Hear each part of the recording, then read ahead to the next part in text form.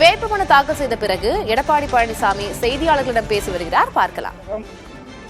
தேசிய ஜனநாயக கூட்டணி கூட்டணியில் அங்கம் வைக்கின்ற அதிமுக கட்சியின் சார்பாக எடப்பாடி சட்டமன்ற தொகுதியிலே போட்டியிடுவதற்கு நான் இன்று வேட்புமனு தாக்கல் செய்துள்ளேன்.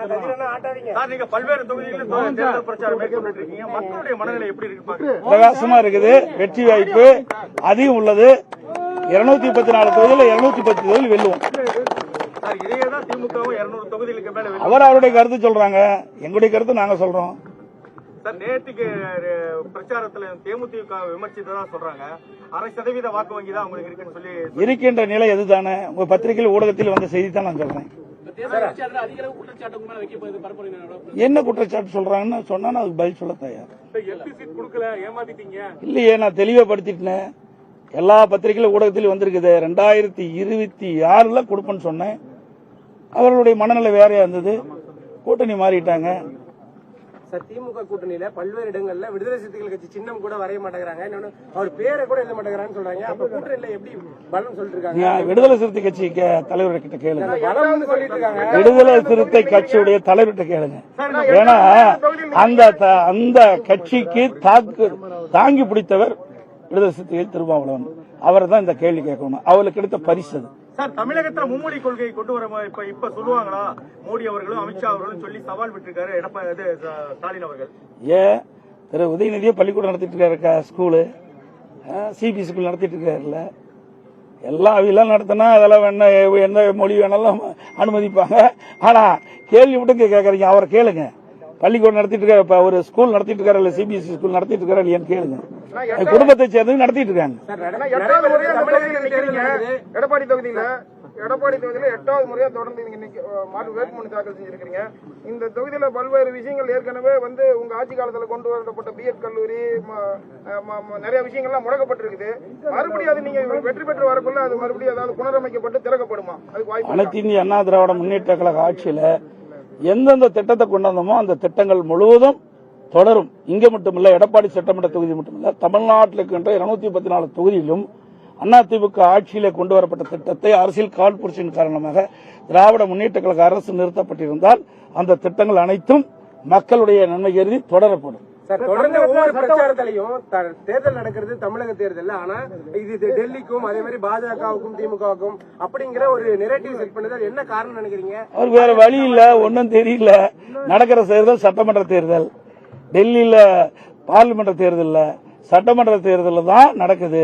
அது முதலமைச்சருக்கு முதல் புரிஞ்சுக்கணும். புரியாத பேசணும். நாங்க என்ன செய்யறது? இந்த கேள்வி அவரிடம் கேட்க வேண்டும். தொகுதியில நீங்க கடந்த முறை தேர்தல் சந்திச்சு 93,000 வாக்குகள் வித்தியாசத்தை ஜெயிச்சீங்க. இப்போ தேர்தல் காலம் உங்களுக்கு இந்த தொகுதியில் எப்படி இருக்கு? மக்கள் தான் நீதிபதிகள்.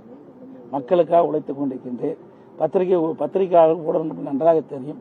எடப்பாடி சட்டமன்ற தொகுதி ஒரு முன்மாதிரியான சட்டமன்ற தொகுதியாக இருக்கின்ற அளவிற்கு மக்கள் என்னென்ன கோரிக்கை வச்சாங்களோ பெரும்பாலான கோரிக்கைகள் நான் நிறைவேற்றியிருக்கிறேன். 1-2 விட்டு போயிருந்தால் கிடைக்கின்ற அந்த வாய்ப்பு சட்டமன்ற தேர்தலை வென்று மீண்டும் அதிமுக ஆட்சி மலரும். விடுபட்ட திட்டங்களும் நிறைவேற்றி தருவோம். இன்னும் சொல்ல போனா 100 ஏரி திட்டம் வேண்டுமென்றே திட்டமிட்டு நான் எந்த இடத்துல அடிக்கல் நாட்டினோ அந்த இடத்துல இன்னும் தண்ணி வரல. எவ்வளவு சோதனை வேதனை. இன்றைக்கு மேட்டூர் அணை நிரம்பி உபரியாக தண்ணீர் வெளியே திறக்கப்படுகிறது. உபரியாக வெளியேறுகின்ற பொழுதுதான் நீரேற்றின் மூலமாக வறண்ட ஏரிகளுக்கு நீர் ஏற்படும். ஆனா இந்த ஆட்சி வந்த பிறகு வேண்டுமென்றே திட்டமிட்டு எடப்பாடி சட்டமன்ற தொகுதி மட்டும் பல சட்டமன்ற தொகுதிக்கின்ற ஏரிகள் நீர் நிரப்பதை அரசியல் காழ்ப்புணர்ச்சி காரணமாக நிரப்பாமல் திட்டமிட்டு புறக்கணித்தது. மீண்டும் அதிமுக ஆட்சி மக்களோடு துணையோடு வளரும். எடப்பாடி சட்டமன்றத்தில் இருக்கிற மக்கள் மீண்டும் எனக்கு ஒரு நல்ல வாய்ப்பை தருவார்கள் என்ற முழு நம்பிக்கை எனக்கு இருக்கிறது. நான் வெற்றி பெற்று சட்டமன்ற உறுப்பினர் ஆனவுடன் இந்த நிலுவையில் உள்ள பணிகள் எல்லாம் முடித்து மக்கள் பயன்பாட்டுக்கும் விவசாயிகளுடைய நன்மைக்கும் நாங்கள் செயல்படுத்துவோம். இருக்குது. 15ஆம் தேதி கன்னியாகுமரியில் இருப்பதாக சொல்லியிருக்காங்க. 15ஆம் தேதி நான் கன்னியாகுமரியில் பாரத பிரதமர் அவர்கள் தேர்தல் பிரச்சார கூட்டத்தில் நானும் கலந்து வரேன். ஊழல் நடந்ததா ஆளுநரை சந்தித்து நிறைய கோப்புகள் எல்லாம் கொடுத்திருக்கீங்க. இப்ப அந்த ஊழல் நடைபெற்றதா நீங்க ஆட்சிக்கு வந்தா என்ன மாதிரி நடவடிக்கை எடுப்பீங்க? அதுல யார் யார் பட்டியல் இருக்காங்க, என்ன மாதிரி நடவடிக்கை எடுப்பீங்க? ஆளுநருக்கு கொடுக்கப்பட்ட ஊழல் பட்டியலோட அமலாக்கத்துறை ஆதாரத்தோடு இன்றைய ஆட்சியாளர் சட்ட ஒழுங்கு டிஜிபியிடம் ஒரு ஆதாரத்தோடு அறிக்கை கொடுத்திருக்கிறாங்க.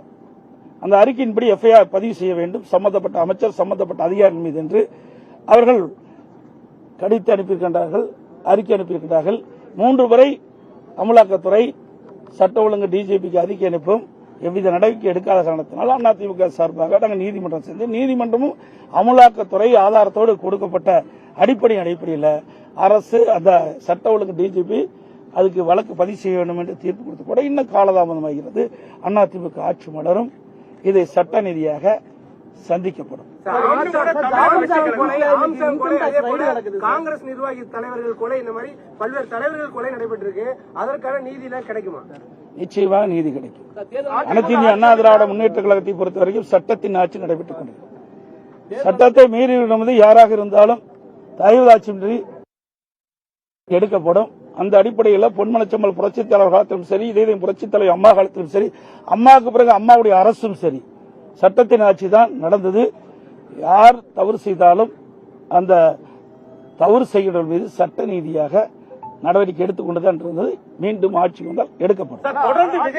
தொடர்ந்து விஜய் அவர்கள் எங்களுக்கும் திமுகவுக்கு தான் போட்டி அப்படின்னு சொல்றாரு. ஒரு மிகப்பெரிய கட்சியா அதிமுக இருக்கு, ஆனா தொடர்ந்து புறக்கணிக்கிறாரு. அதை எப்படி பாக்குறீங்க? புறக்கணிக்கிறாருன்னு நீங்க தான் அந்த கேள்வி மீண்டும் மீண்டும் கேட்டுட்டே இருக்கிறீங்க.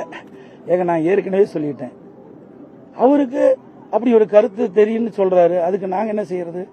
அந்த கட்சி தலைவரை தான் நீங்க கேட்கணும். அதிமுக பிரதான எதிர்கட்சி, 31 ஆண்டு காலம் தமிழகத்தில் ஆட்சி புரிந்த கட்சி, பல்வேறு திட்டங்களை கொண்டு வந்து நடைமுறைப்படுத்தி மக்களிடத்தில் மிகப்பெரிய வரவேற்புள்ள கட்சி. எங்களுடைய கட்சி மக்களிடத்திலே நன்மதிப்பு பெற்றமில்ல, மீண்டும் ஆட்சிக்கு வர வேண்டும் என்று மக்கள் எதிர்பார்க்கின்ற கூட்டணி அதிமுக தலைமையில் அமைக்கப்பட்டிருக்கிறது. அதனால மற்றவர் தலைவர் சொல்வதற்காக எங்களுடைய கட்சி அவர் விமர்சனம் செய்வது சொல்லுவது அறியாமையின் வெளிப்பாடு.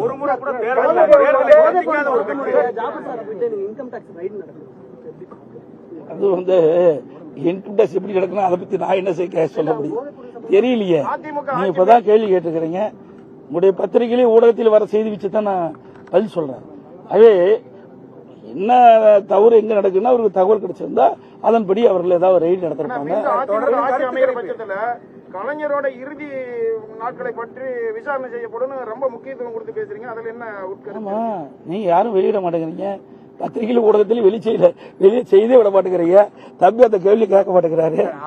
ஆர் ராசா அவர்கள் ஒரு ஆடியோ வெளியிட்டிருக்காரு. அந்த ஆடியோ தமிழகம் மட்டுமல்ல இந்திய அளவில் வைரலா பரபரப்பா பேசப்படுகிறது. அதைத்தான் நான் கிருஷ்ணகிரியில சொன்னேன். இது மாதிரி பேசியிருக்காரு, அது ஒரு கருத்தை சொல்றாரு. திரு கருணாநிதி அவர்கள் உடல்நிலை சரியில்லாத போது வீட்டு சிறையில் வைத்ததாக ஒரு சொல்றாரு. அதோட பட்டியலின மக்களை பாகுபாடு பார்க்கறதா சொல்றாரு. அப்புறம் கலைஞர் தொலைக்காட்சிக்கு பணம் கைமாறியதாக அதில் வர செய்திகள் நாங்களா சொல்லல, அந்த வலைதளத்தில் வந்த செய்தியில் இணையதளத்தில் வந்த செய்தியின் அடிப்படையில் தான் நான் கருத்து சொன்னேன். அது அவர் மீது தகுந்த நடவடிக்கை எடுக்கிறது விட்டு என் மீது பாய்வதற்கு என்ன இருக்குது, அதான் நான் தெளிவுபடுத்தினேன். இந்த வந்த செய்தி உங்களுடைய திராவிட முன்னேற்ற கழக துணை பொதுச் செயலாளர் முன்னாள் அமைச்சர் திரு ராசா அவர்கள் பேசியதாக ஆடியோவில் வந்த செய்தி தான் நான் தெரிவிக்கிறேன்.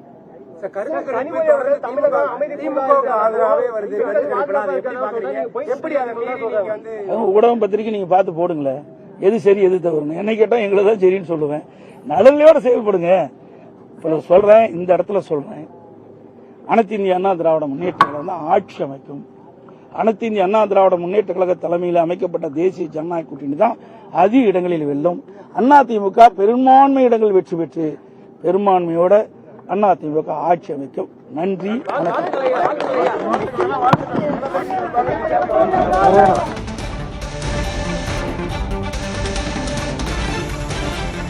வேட்புமனு தாக்கல் செய்த பிறகு வெளியே வந்து செய்தியாளர்களை சந்தித்திருக்கிறார் எதிர்க்கட்சித் தலைவரும் அதிமுக பொதுச் செயலருமான எடப்பாடி கே பழனிசாமி. திமுக மீது பல்வேறு குற்றச்சாட்டுகளை முன்வைத்து பேசிய அவர் அதிமுக வெல்லும் என்றும் நம்பிக்கை தெரிவித்தார்.